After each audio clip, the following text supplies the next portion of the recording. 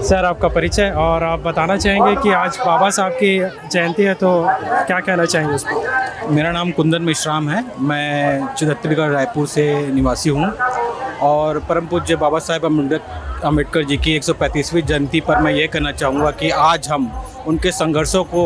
उनके बलिदान को याद करते हुए संपूर्ण बौद्ध समाज और उनके अलावा और भी कई समाज यहाँ पे प्रस्तुत हुए हैं ताकि हम उनके दिए गए आदर्शों को, उनके दिखाए गए रास्तों पे हम आगे बढ़ सके, चल सके और समाज को एक नई दिशा और इस भारत देश को एक नई दिशा प्रदान कर सके। आज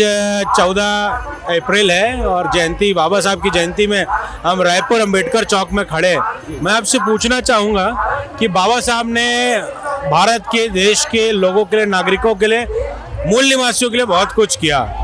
और मैं आपसे ये पूछना चाहूँगा कि आप खुद एक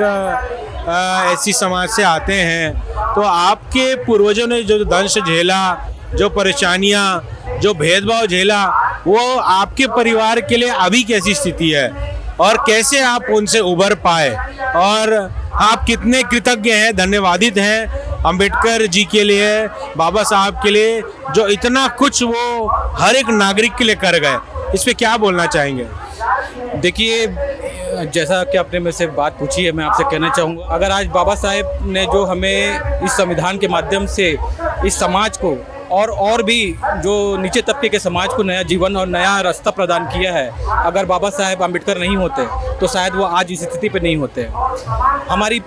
पिछली पारिवारिक स्थिति जो रही होगी, जब हमें समाज से शोषण किया गया और भी उच्च जातियों से, और जब हमको दबाया गया और जब हमें ऊपर नहीं आने दिया गया, तो बाबा साहेब ने अकेला उस समय में, जब उनके साथ कई सारी कठिनाइयाँ रही, उन्होंने उनसे लड़ के ना सिर्फ अपने लिए बल्कि पूरे समाज के लिए एक नई ऊर्जा पैदा की और एक नया रास्ता दिखाया और ये हिम्मत दी समाज में कि एक पढ़ा लिखा शिक्षित व्यक्ति इस धरती पे किसी के भी खिलाफ, किसी भी अत्याचार के खिलाफ खड़ा हो सकता है, किसी भी शोषण के खिलाफ आवाज़ उठा सकता है, जो कि हम पहले नहीं कर पाते थे। तो आज हम बोल पा रहे हैं, लिख पा रहे हैं, पढ़ पा रहे हैं, समाज के साथ कंधे से कंधा मिलकर चल पा रहे हैं, जिसमें हम अपने भारत देश की तरक्की कर पा रहे हैं। इसमें पूरा और पूरा सहयोग सिर्फ बाबा साहेब, परम पूज्य बाबा साहेब अम्बेडकर जी का ही योगदान है। बाबा साहब ने जब संविधान का ड्राफ्टिंग उन्होंने किया, उनकी कमेटी थी, जब वो बना रहे थे तो उन्होंने कहा कि सारा चीज़ इनके मानने वालों पे निर्भर करता है। तो आपको क्या लगता है, संविधान का जो पालन है अभी हो रहा है या अभी भी दबाए जाने का जो प्रयास है वो होता है? आपको क्या लगता है? देखिए, संविधान अपने आप में इतनी शक्ति रखता है कि हर वो नागरिक को इतनी अधिकार और रक्षा प्रदान करता है कि जिसके आगे अगर संविधान अपनी पूरी शक्ति से अगर उस पर अमल किया जाए तो कोई भी, किसी भी समाज के किसी भी व्यक्ति का कोई शोषण नहीं कर सकता। पर आजकल आप देखेंगे तो दलित हो या दलित समाज हो, बौद्ध समाज हो या कोई भी अन्य पिछड़ा वर्ग समाज हो, जहां समाज में अन्य कई जगहों पे, ना ही छत्तीसगढ़ राज्य में और भी किसी राज्यों में भारतवर्ष के उन जातियों के साथ, उन जातियों के समाज के लोगों के साथ जो दुर्व्यवहार किया जा रहा है वो देखा जा सकता है, समझा जा सकता है। और एक प्रकार से ये हम महसूस भी करते हैं कि ये कहीं ना कहीं से दबी आवाज़ की तरह से उठाया जा रहा है ये मुद्दा, कि ऐसे लोगों को, ऐसे हमारे जैसे जो बढ़ रहे हैं आगे, जो समाज में ऊपर आना चाह रहे हैं और आ चुके हैं, और जो नहीं आ पाए हैं, उनको आगे ना बढ़ने दिया जाए। अगर संविधान का पूरी तरह से अमल किया जाए तो मुझे लगता है देश आज जिस तरक्की की राह पर है उससे दिन दोगुनी रात चौगुनी की स्थिति में रहेगा। ऐसा कह सकते हैं कि बाबा साहब ने आपको इंसान होने का दर्जा दिया और आपकी आवाज़ बन गए वो संविधान के रूप में। और मैं ये पूछना चाहूँगा कि आज भी विदेश के लोग बाबा साहब का इज्जत करते हैं, लेकिन क्या हमारे देश में आज भी ऐसे लोग हैं जो संविधान का फ़ायदा तो उठा रहे हैं, जानते तो हैं, लेकिन बाबा साहब की जीवनी नहीं जानते, उनके संघर्ष नहीं जान पाते? तो ऐसा कुछ प्रयास करना चाहिए क्या समाज को? देखिए, जो मैं तो ये कहूँगा कि आज जो भी हम हैं, बाबा साहब ने जो कुछ भी दिया है,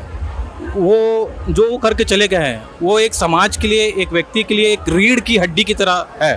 अगर हम आज खड़े हैं, हमारा समाज अगर आज खड़ा है, तो बाबा साहब की दी हुई शक्तियों की रीढ़ की हड्डी की वजह से है। अगर वो ना होते तो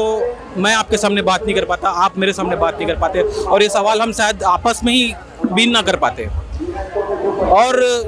ये बात तो सही है कि विदेशों में मतलब विश्व में बाबा साहेब अम्बेडकर की जितना मान है, सम्मान है, वो मान और सम्मान शायद बाबा जी को यहाँ पे नहीं मिल पाया है।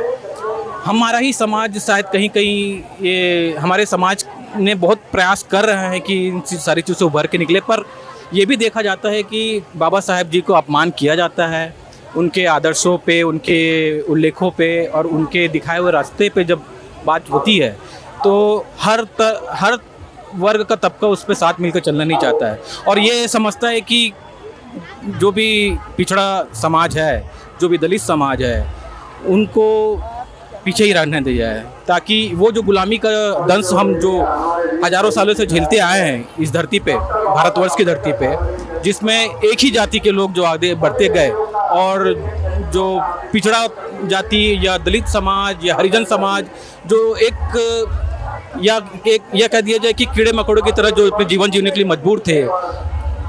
उनको और भी वही परिस्थिति में रखने के लिए फिर से प्रयास किए जा रहे हैं। इसलिए आज उस वक्त जितनी प्रासंगिकता थी डॉक्टर बाबा साहेब अम्बेडकर की, मैं समझता हूँ कि उससे कहीं ज़्यादा प्रासंगिकता आज की डेट में है। और ये भी देखने में बहुत दुख होता है कि ये सिर्फ अनपढ़ लोगों में नहीं, या जो कम पढ़े लिखे हैं, जो अशिक्षित है, उनमें ही नहीं, पढ़े लिखे लोगों में भी ये ऐसा सोच है कि जो बाबा साहेब जो करके गए हैं वो सही नहीं था। पर हम समझते हैं कि हमारे समाज ने, हमारे परिवार ने जो दंश झेला है वो कितना अत्याचारी था, कितना शोषण वाला था। और आज हम को दुख होता है कि हम वहाँ पे जहाँ बाबा साहब जाना चाहते थे, जहाँ हम हमारे समाज को ले जाना चाहते थे, हम अभी तक वहाँ नहीं पहुँच पाए हैं। और आज वैसे ही उन्होंने जो समाज को इकट्ठा करने की बात की, तो आज उनके जैसे कई बाबा साहेबों की ज़रूरत, पर बाबा साहेब सिर्फ एक ही है, ये दुख की बात है, वो एक ही हो सकते हैं। तो पर समाज के लोगों को, बुद्धिजीवियों को एक साथ एकता के मंच पे आना होगा, और ये बहुत अच्छा मौका है कि जब हम अपने समाज को संगठित कर सकते हैं, उनकी सोच को आगे लेके जाने के एक हम प्रयास कर सकते हैं। बहुत बहुत शुक्रिया, आपने बहुत सारे बिंदुओं को उठाया है। और मैं आपसे पूछना चाहूँगा कि अगर बाबा साहब अभी होते और आप उनसे मिलते तो वो खुशी कैसी होती है आपकी? वो तो शब्दों में बयां कर पाना मुश्किल है सर। मतलब हमारे ये जो भगवान, मतलब ये कहा जाता है कि मैंने मतलब कई समय ये देखा सुना है कि लोग कहते हैं कि भगवान इस दुनिया में है या नहीं, आपने देखा है, या वो सिर्फ अवतार लेते हैं। तो मैं इतना खुश होता हूँ कि मेरे समाज का जो भगवान है उसको दुनिया ने देखा भी है, जाना भी है, माना भी है, और उसकी आज भी पूजा उनके दिखाए रास्ते पे चल रहा है, उनकी पूजा भी हो रही है। मेरे लिए तो शायद जीवन में इससे अपार खुशी का अनुभव नहीं हो सकता। अगर वो आज मेरे सामने होते और मैं उनसे मिलता, शायद मैं उनके चरणों के धूल के उठा पाने के भी बराबर नहीं हूँ,